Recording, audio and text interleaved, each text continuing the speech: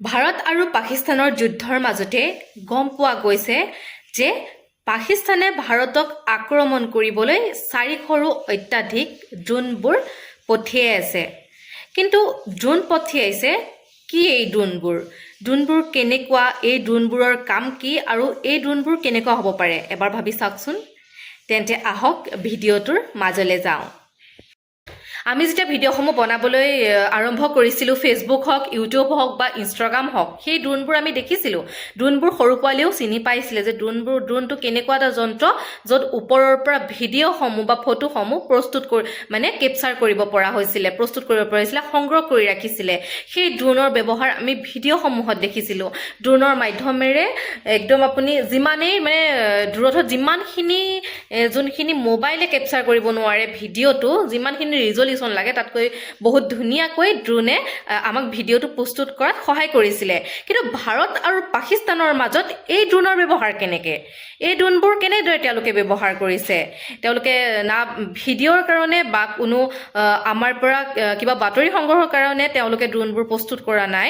তেওঁলোকে ড্ৰোনবোৰ আমাৰ ভাৰতলৈ প্ৰেৰণ কৰা নাই। কিন্তু তেওঁলোকে যুদ্ধৰ বাবেহে সেই ড্ৰোনবোৰ প্ৰস্তুত কৰি উলিয়াইছে, সাজি উলিয়াইছে, যিবোৰ ড্ৰোনৰ দ্বাৰা আমাৰ ভাৰতক আক্ৰমণ কৰিব পাৰিব। আমি বাৰু এই ড্ৰোনৰ যুদ্ধসমূহ দেখিছোঁ, কিন্তু এই ড্ৰোনবোৰ কেনেকৈ তৈয়াৰ কৰিছে বা কি পদ্ধতি ব্যৱহাৰ কৰিছে, ড্ৰোনৰ সহায়েৰে কেনেকৈ আক্ৰমণ কৰিব পাৰিব, সকলোবোৰ তেওঁলোকে প্ৰস্তুত কৰি ওলোৱাৰ পাছত আমি জানিবলৈ বা বুজিবলৈ অকণমান টান হয়। তথাপিও চাবলৈ গ'লে ড্ৰোনসমূহ তেওঁলোকে প্ৰস্তুত কৰি পেলাই তেওঁলোকে কি কৰিব পাৰে, সাধাৰণভাৱে এটা এক্সাম্পল যদি দিওঁ, আপুনি ড্ৰোন হিচাপত এটা বেলুন, যিবিলাক নাইট্ৰজেন জাতীয় বস্তু, তাতো আপুনি ড্ৰোন হিচাপে ব্যৱহাৰ কৰিব পাৰে। তাতো আপুনি কিবা কিবি ভৰাই পেলাই আপুনি বেলুনটো যদি উৰুৱাই দিয়ে, বেলুনটো যোনখিনি ঠাইত পৰিব তাতে তেওঁলোকে যদি বোমা জাতীয় বস্তু পঠাইছে তাতে নিষ্কাশন হ'ব। ঠিক সেইদৰে সেই ড্ৰোনসমূহ পাকিস্তানে প্ৰস্তুত কৰিছিল। কিন্তু আমাৰ ভাৰততো সেইসমূহ ড্ৰোন আছে, কিন্তু ভাৰতে কোনো কাৰণত মানুহক অনিষ্ট কৰিবলৈ সেই ড্ৰোনসমূহ তেওঁলোকে এৰি নিদিয়ে। হয়, যেতিয়া যুদ্ধৰ সময়ত যেতিয়া ব্যৱহাৰ কৰিব লাগে, তেতিয়াহে আমাৰ ভাৰতবৰ্ষে সেই ড্ৰোনসমূহ ব্যৱহাৰ কৰে। তো সেই ড্ৰোনসমূহ বহুতো সা সৰঞ্জাম, যিবিলাক বস্তু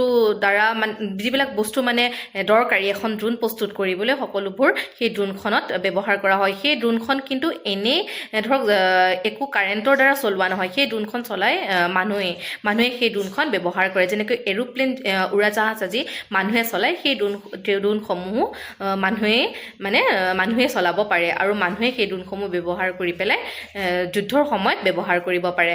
তো ইয়াকে কৈ মই ভিডিঅ'টো সমাপ্ত কৰিলোঁ। আপোনালোকে যদি ভিডিঅ'টো ভাল পালে, যদি ড্ৰোনৰ বিষয়ে অকণমান জানিলেও জানিবলৈ ইচ্ছা প্ৰকাশ কৰিছে, তেনেহ'লে আকৌ কমেণ্ট কৰিব। মই আকৌ এটি পুনৰ ভিডিঅ' আপোনালোকৰ মাজলৈ লৈ আহিম। এই ভিডিঅ'টো যদি ভাল পালে লাইক কৰিব, কমেণ্ট কৰিব আৰু মোৰ এই চেনেলটো ছাবস্ক্ৰাইব কৰি ল'ব। তেন্তে আজিলৈ বাই বাই।